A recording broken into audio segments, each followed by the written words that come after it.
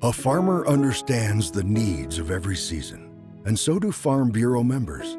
When Arkansas families needed electricity, our members brought it. Reliable roads, our members built them. Agricultural education, our members provided. Today's members may not live on a farm, but their connections are as close as ever. So when that difficult season comes, no member has to face it alone. For every season, Arkansas Farm Bureau. Join today. This is Talk Business and Politics with Roby Brock. And good Sunday morning to you, and welcome to the program. I'm Roby Brock. We are glad to have you with us. Well, there has been a lot of focus on ethics in the past year and a half. We've seen scandals that have led to a handful of public officials resigning from office, most notably Lieutenant Governor Mark Darr, State Treasurer Martha Schaffner, and former Senate President Paul Bookout. All of that focus has led to more scrutiny of the Arkansas Ethics Commission and its ability to be proactive and reactive in these matters.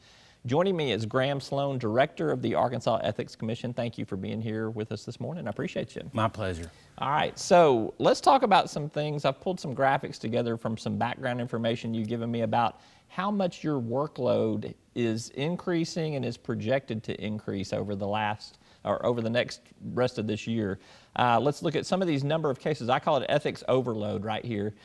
Number of cases projected to be up about 40% this year versus 2 years ago. The average length of those cases, 60% longer than in terms of wrapping them up. Citizen filings versus some of the internal staff filings, they're 50% more than what you were seeing 2 years ago.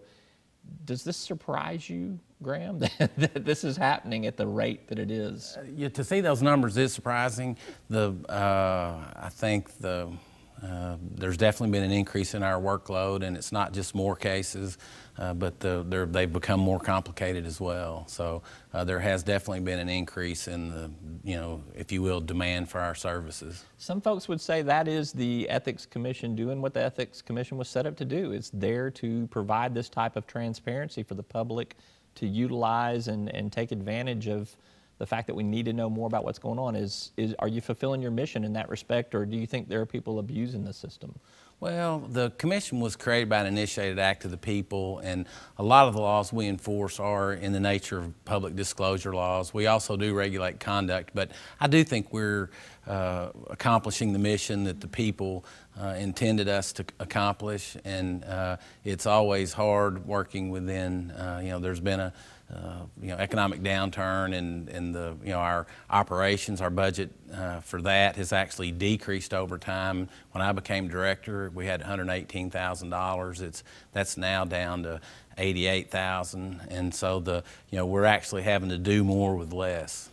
So tell me what you need going forward. You guys are making a budget request for this next biennium, I suppose, actually the next budget cycle, where you want to increase the number of folks that you have on staff in order to deal with some of the numbers that we just looked at. Yes, we do. It's the time has come where we stand at a crossroads, and in order to continue to effectively meet our duties, we need more people. And currently the commission has 9 members on its staff. We would be asking for 3 additional employees.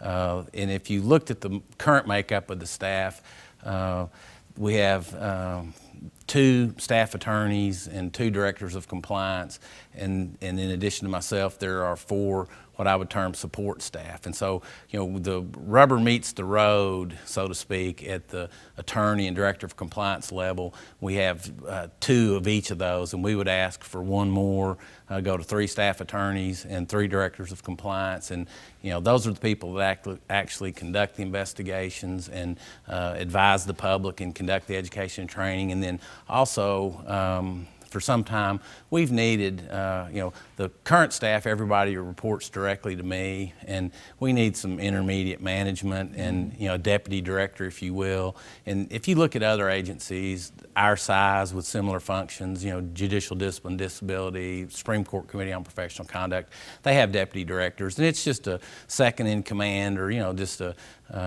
somebody that would be there to take over someday, and so we need one of those as well. What are we talking about in terms of dollar amount for additional funding? Well, the 3 staff positions I think would total $175,000, and then in addition to additional staff, we are seeking an increase in operations. And as I mentioned earlier, our current level is it's roughly $89,000. We would want to add $25,000 to that, which would take it to $114,000. When I became director, it was $118,000, and so that really wouldn't even get us back to where it used to be. But that would allow us to have additional, space and equipment for the new people. But also, our current space is cramped. The offices are small, and the meeting room, especially on meeting day, we have to, juggle people in and out of the room in order to accommodate the public, the press, the people who are appearing before the commission, and so just we need it's 2 parts, but there's a $25,000 operations increase as well. Right, last question for you here, and I've been an advocate for more manpower for the Arkansas Ethics Commission so that you guys could be more even proactive versus reactive in some of this stuff to maybe eliminate some of the smaller mistakes that get made so that they don't rise to the level or they get caught earlier before we've seen in some of the high profile instances. Does this get you guys to just keeping your head right above water, or does this get you to the position where you can be more proactive? Well, it would, I think both. It would allow us to meet the increased demands on staff time as far as conducting investigations, but also that would give us additional manpower for education and training, and so, anybody who's got a question about the laws under our jurisdiction can call in. We routinely talk to members of the regulated community, and we would just have more manpower available, not only to investigate cases, but also to provide assistance, education, and training to people required to comply. All right, we'll find out if the state legislature wants to give you more money to help police itself. That's kind of the $64,000, well, maybe with $114,000 question there.